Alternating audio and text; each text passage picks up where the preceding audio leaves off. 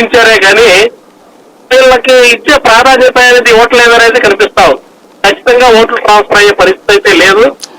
అట్లాగే కేంద్రం నుంచి గతంలో వీళ్ళు ఏం తీసుకురాలేకపోయారు, అందుకనే వీళ్ళకి రాలేదు. అట్లాగే ఇప్పుడు కూడా జగన్మోహన్ రెడ్డి గారు ఎట్లయితే వెళ్ళాలనుకుంటారో, జగన్మోహన్ రెడ్డి గారు పోలవరం గురించి కానివ్వండి, ప్రతి విభజన హామీల గురించి కానివ్వండి, మద్య నిషేధం పూర్తిగా మహిళల్లో చాలా మంది ఓట్లు, మహిళలు అతి శాతం ఓట్లు ట్రాన్స్ఫర్ అవడానికి రావడానికి ఈ ఏదైతే కాన్సెప్టే పోయింది కదా. ఇప్పుడు ఏం అడుగుతున్నారు, ఇంకా తక్కువ రేటు వీటి గురించి చెప్పకుండా జగన్మోహన్ రెడ్డి గారు మేము వస్తే మద్య నిషేధం చేస్తామని చెప్పాలి, కానీ మేము వస్తే తక్కువ రేటుకి మంది ఇస్తామన్నాక ఇంకా మద్య నిషేధం అనే పాయింట్ ఏం మాట్లాడతారు ఎవరైనా? లేదు లేదు, వీళ్ళు తక్కువ రేటుకి మంది ఇస్తామని జగన్ మిస్ అయ్యాడు కాబట్టి. ఇప్పుడు చంద్రబాబు మద్య నిషేధం చేయలేదు కాబట్టి నేను వచ్చి మద్య నిషేధం చేస్తానన్నాడు జగన్మోహన్ రెడ్డి దక్షిణ వారి, అది చేయలేదు. కానీ వీళ్ళు ఏమంటున్నారు, మేము వస్తే మద్య నిషేధం కాకుండా చంద్రబాబు ఏమంటున్నారు, మీ మందుబాబులందరికీ శుభవార్త, నేను వస్తే కనుక తక్కువ రేటుకి మందిస్తానని చెప్తున్నారు ఆయన.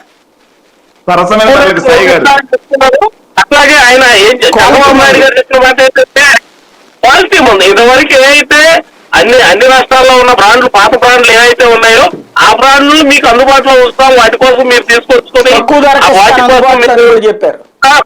అదే ఆ బ్రాండ్లు మీకు అందుబాటులో ఉంచుతాం అంటున్నారు. అది కూడా కరెక్టే, కానీ కాకపోతే మద్య నిషేధం గురించి, నియంత్రణ గురించి ఎవరైతే మాట్లాడతారో నేను అవకాశం ఇస్తానన్నా ఇంకా నిషేధ నియంత్రణ అనే చర్చ వస్తుంది.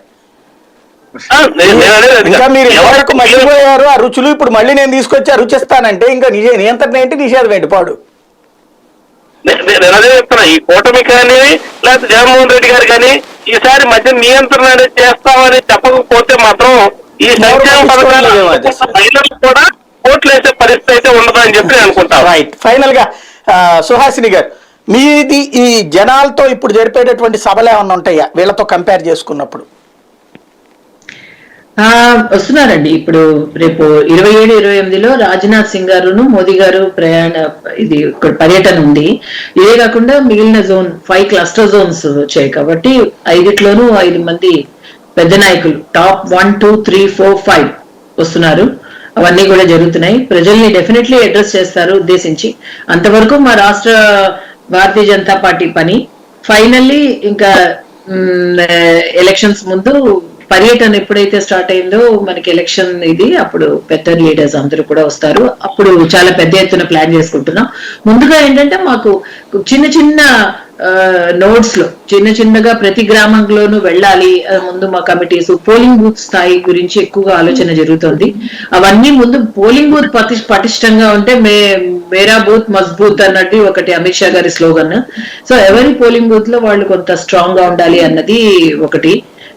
వీటన్నిటిపైన కూడా కొంచెం క్లియర్ గా వెళ్ళడం బట్టి జరుగుతుంది సాయి గారు. రైట్. అంటే ఒక్క పాయింట్ ఇక్కడ, మీ అందరితో మీ పార్టీ పరమైనటువంటి ఇంటర్నల్ సమావేశాలు ఇప్పుడు జనసేన వాళ్ళు సమావేశం అయ్యాక చెప్పుకున్నారు పైకి పొత్తులు కావాలని. మీకు అట్లాంటిది ఏదన్నా జరిగిందా? ఇట్లా పొత్తు కావాలా లేదని అడిగారా? ఏం తీర్మానించారు రాష్ట్ర నాయకత్వం? రీసెంట్ గా జరిగింది కదండి, అప్పుడు మీడియా కూడా రావడం కూడా జరిగింది. ఈ పొత్తుల గురించే అభిప్రాయాలన్నీ కూడా స్టేట్ ఆఫీస్ బేరర్స్ నుంచి తీసుకోవడం జరిగింది. అప్పుడు శివప్రకాష్ జీ గారు కూడా వచ్చారు.